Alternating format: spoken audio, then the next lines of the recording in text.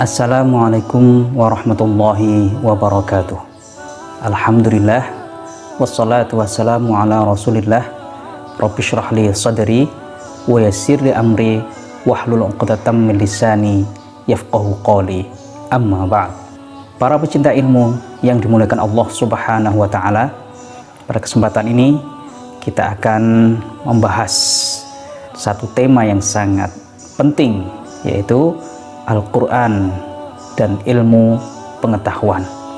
Para pecinta ilmu yang dimuliakan Allah Subhanahu wa ta'ala, ketika manusia mencoba mengupas keagungan Al-Quranul Karim, maka ketika itu pula lah manusia harus tunduk mengakui keagungan dan kebesaran Allah Subhanahu wa ta'ala. Karena dalam Al-Quran terhadap lautan makna yang tiada batas, lautan keindahan bahasa yang tiada dapat dilukiskan oleh kata-kata, lautan keilmuan yang belum terfikirkan dalam jiwa manusia, dan berbagai lautan lainnya yang tidak terbayangkan oleh indera kita. Oleh karenanya, mereka yang telah dapat berinteraksi dengan Al-Quran sepenuh hati dapat merasakan getaran keagungan yang tiada bandingannya. Mereka dapat merasakan sebuah keindahan yang tidak terhingga, yang dapat menjadikan orientasi dunia sebagai sesuatu yang teramat kecil dan sangat kecil sekali. Salah seorang mufassir mengatakan, hidup di bawah naungan Al-Quran merupakan suatu kenikmatan. Kenikmatan yang tiada dapat dirasakan kecuali hanya oleh mereka yang benar-benar telah merasakannya. Suatu kenikmatan yang mengangkat jiwa, memberikan keberkahan, dan mensucikannya.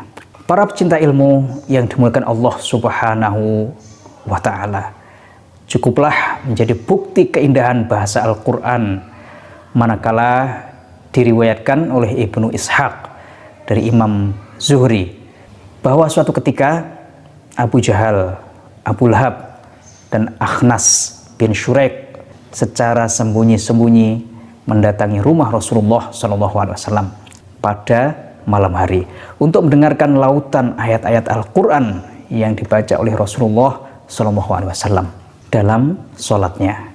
Mereka bertiga memiliki posisi yang tersendiri yang tidak diketahui oleh yang lainnya, hingga ketika Rasulullah SAW usai melaksanakan sholat, mereka bertiga memergoki satu sama lain di jalan. Mereka bertiga saling mencela dan membuat kesepakatan untuk tidak kembali mendatangi rumah Rasulullah SAW. Namun pada malam berikutnya ternyata mereka bertiga tidak kuasa menahan gejolak jiwanya untuk mendengarkan lantunan ayat-ayat tersebut. Mereka bertiga mengira bahwa yang lainnya tidak akan datang ke rumah Rasulullah SAW, dan mereka pun menempati posisi mereka masing-masing. Ketika Rasulullah SAW usai melaksanakan sholat, mereka pun memergoki yang lainnya di jalan, dan terjadilah saling celah sebagaimana yang kemarin mereka ucapkan. Kemudian pada malam berikutnya gejolak jiwa mereka benar-benar tidak dapat dibendung lagi untuk mendengarkan Al-Quran, dan mereka pun menempati posisi sebagaimana hari sebelumnya. Dan manakala Rasulullah SAW selesai melaksanakan sholat, mereka bertiga kembali memergoki yang lainnya. Akhirnya mereka bertiga membuat perjanjian untuk sama-sama tidak kembali ke rumah Rasulullah SAW guna mendengarkan Al-Quran. Para pecinta ilmu yang dimuliakan Allah Subhanahu wa ta'ala, masing-masing mereka mengakui keindahan Al-Quran, namun hawa nafsu mereka memungkiri kenabian Muhammad SAW. Selain contoh di atas, terdapat juga ayat yang mengungkapkan keindahan Al-Quran. Allah Subhanahu wa ta'ala berfirman, A'udzubillahi minasyaitonir rajim. Bismillahirrahmanirrahim. "Lau anzalna hadzal Qur'ana 'ala jabalin la ra'aitahu khashi'an mutasaddian min khasyatillah wa tilkal amtsalu nadribuha lin-nasi la'allahum yatafakkarun." Yang artinya, kalau sekiranya kami menurunkan Al-Qur'an ini kepada sebuah gunung, pasti kamu akan melihatnya tunduk terpecah belah disebabkan takut kepada Allah. Dan perumpamaan itu kami buat untuk manusia supaya mereka berpikir. Surat Al-Hasyr ayat 21. Para pencinta ilmu yang dimuliakan Allah Subhanahu wa Ta'ala, Al-Qur'anul Karim merupakan konstitusi umat Islam. Allah Subhanahu wa Ta'ala berfirman dalam kitabnya yang begitu jelas dan terang dalam surah Al-Isra ayat 9, yang artinya sesungguhnya Al-Quran ini memberikan petunjuk kepada jalan yang lebih lurus dan memberi kabar gembira kepada orang-orang mukmin yang mengerjakan amal soleh bahwa bagi mereka ada pahala yang besar. Al-Quran juga merupakan sumber kekuatan umat Islam. Allah Subhanahu wa Ta'ala berfirman, "A'udzubillahi minasyaitonirrajim. Bismillahirrahmanirrahim. Wa qala alladziina kafaru la tasma'u li hadzal qur'ani walghaw fihi la'allakum taghlibun." Dan orang-orang kafir berkata, "Janganlah kamu mendengarkan dengan sungguh-sungguh akan Al-Quran ini, dan buatlah hiruk pikuk terhadapnya supaya kamu dapat mengalahkan mereka." Jadi kunci kekuatan umat Islam ada di dalam Al-Quran. Ma'asyiral muslimin, pecinta ilmu yang dimuliakan Allah Subhanahu wa Ta'ala, Al-Quran juga merupakan sumber kemuliaan umat Islam. Dalam ayat dikatakan, "A'udzubillahi minasyaitonirrajim. Bismillahirrahmanirrahim. Laqad anzalna ilaikum kitaban fihi dzikrukum afala ta'qilun."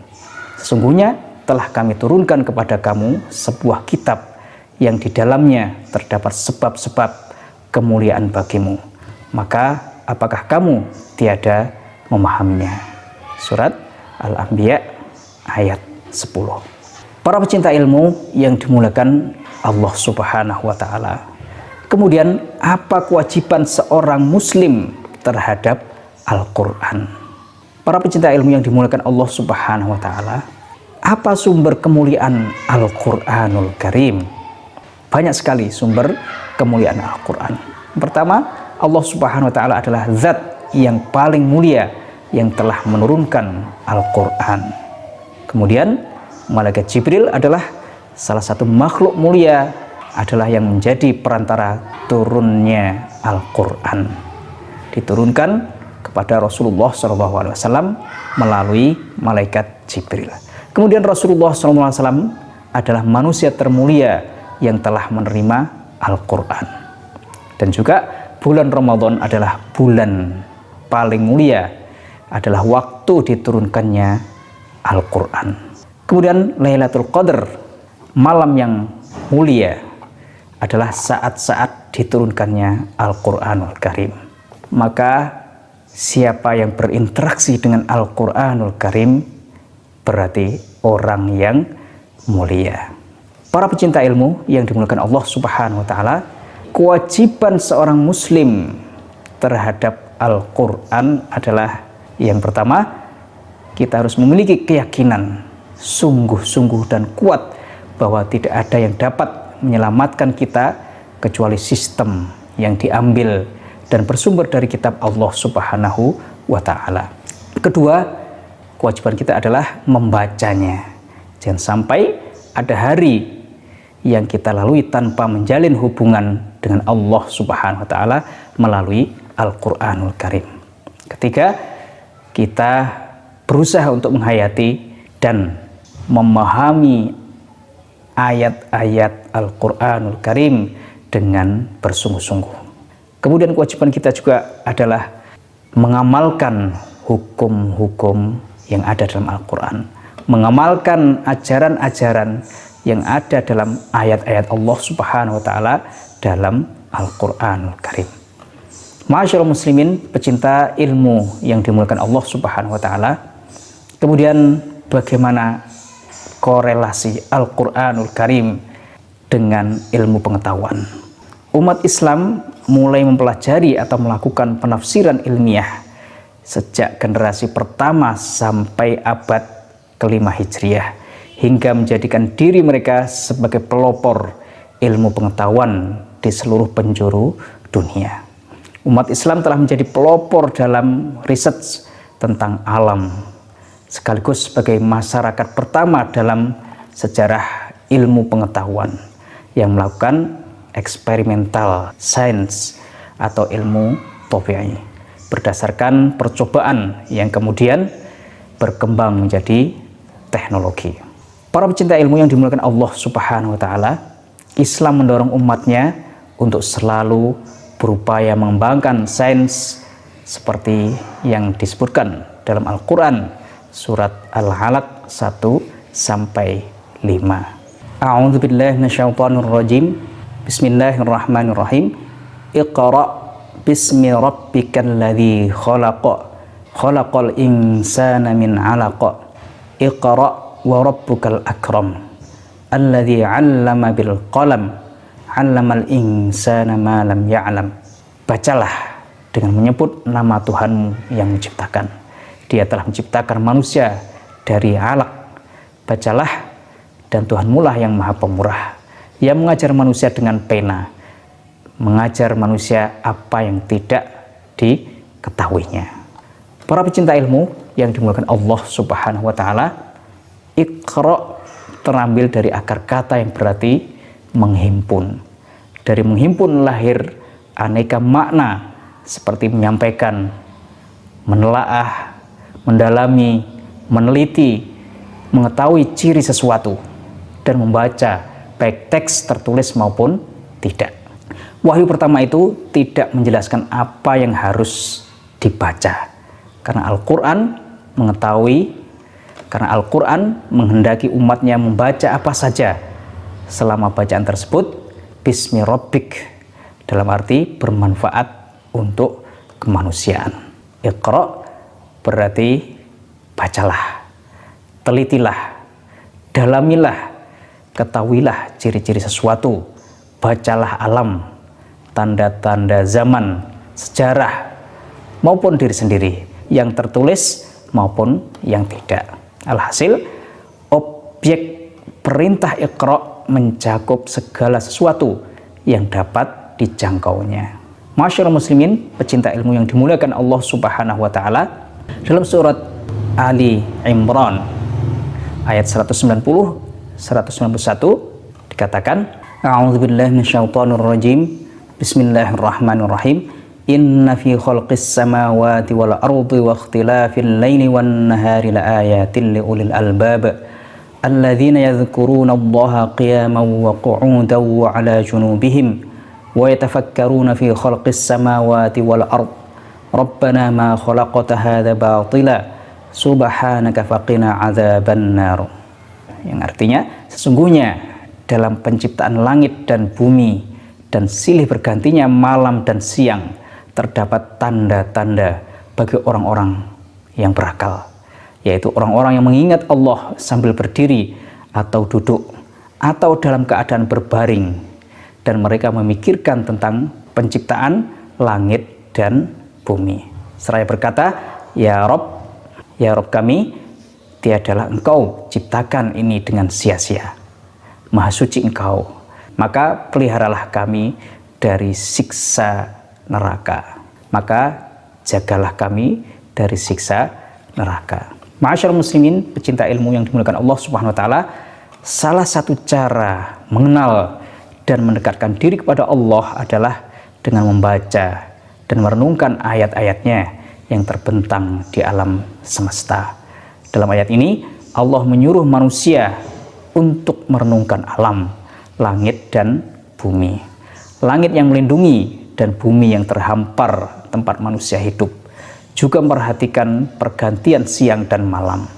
Semua itu penuh dengan ayat-ayat, tanda-tanda kebesaran Allah Subhanahu wa Ta'ala. Para pecinta ilmu yang dimuliakan Allah Subhanahu wa Ta'ala, kemudian Islam juga menempatkan orang yang beriman, berilmu, dan beramal soleh pada derajat yang tinggi, seperti dalam surat Al-Mujadilah ayat 11. A'udzu billahi minasyaitonir rajim. Yarfa'illahu alladhina amanu minkum walladzina utul ilma darajat. Wallahu bima ta'maluna khabir. Artinya, niscaya Allah akan meninggikan orang-orang yang beriman di antaramu dan orang-orang yang diberi ilmu pengetahuan beberapa derajat. Dan Allah Maha mengetahui apa yang kamu kerjakan. Para pecinta ilmu yang dimuliakan Allah Subhanahu wa Ta'ala, kedudukan orang-orang beriman jauh lebih tinggi dibandingkan dengan orang-orang kafir, meski mereka memiliki kelebihan yang bersifat keduniaan dari orang-orang beriman. Namun derajat orang-orang beriman yang berilmu akan menempati posisi yang lebih baik lagi ketimbang orang yang hanya beriman saja. Hal tersebut dikarenakan hanya dengan sarana ilmulah seseorang dapat mengetahui mana yang hak dan mana yang batil. Para pecinta ilmu yang dimuliakan Allah Subhanahu wa Ta'ala, pandangan Al-Quran terhadap ilmu pengetahuan, seluruh pengetahuan termasuk pengetahuan kealaman, sains, ada dalam Al-Quran. Pendapat ini didukung antara lain oleh Al-Ghazali, As-Suyuti, dan lainnya. Al-Quran sebagai petunjuk untuk mengembangkan ilmu pengetahuan. Pendapat ini didukung antara lain oleh Ibnu Sina, Al-Biruni, dan Al-Haytami. Ketika sains dan teknologi mengalami proses sekularisasi, dikosongkan dari nilai-nilai ketuhanan seperti sains barat pada umumnya, maka tujuan akhir dari sains itu adalah semata-mata manfaat naf'iyah, baik yang bersifat fisik seperti kenikmatan, keindahan, dan kenyamanan maupun kepuasan intelektual dan kebanggaan. Sedangkan ukuran manfaat itu bersifat relatif dan sangat sulit dipenuhi secara hakiki. Karena itu perkembangan sains cenderung sangat liar. Seorang dokter yang ahli rekayasa genetik misalnya mungkin belum merasa memperoleh manfaat dan kepuasan sebelum berhasil melakukan cloning dan mendistorsi proses penciptaan manusia secara konvensional.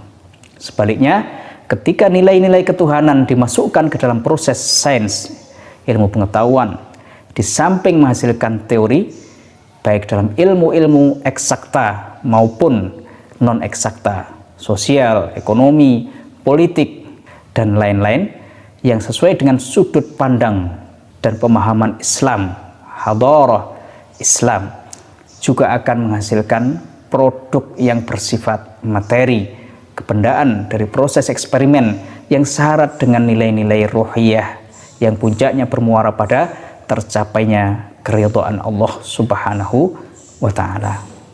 Para pecinta ilmu yang dimuliakan Allah Subhanahu wa Ta'ala, karena itu seorang ilmuwan muslim akan mengintegrasikan antara penemuan ilmiah yang bersifat materi dengan kesadaran ruhiyah. Nilai ruhiyah yang paling tinggi ialah ketika seseorang merasa dekat dengan Allah Subhanahu wa Ta'ala dan merasa mendapat ridha Allah Subhanahu wa Ta'ala. Para pecinta ilmu yang dimuliakan Allah Subhanahu wa Ta'ala, itulah hubungan antara Al-Quranul Karim dengan ilmu pengetahuan. Wabillahi taufiq, kita tutup dengan membaca Alhamdulillahirabbil alamin, subhanakallahumma wa bihamdik, asyhadu an la ilaha illa anta, astaghfiruka wa atubu ilaik. Wassalamualaikum warahmatullahi wabarakatuh.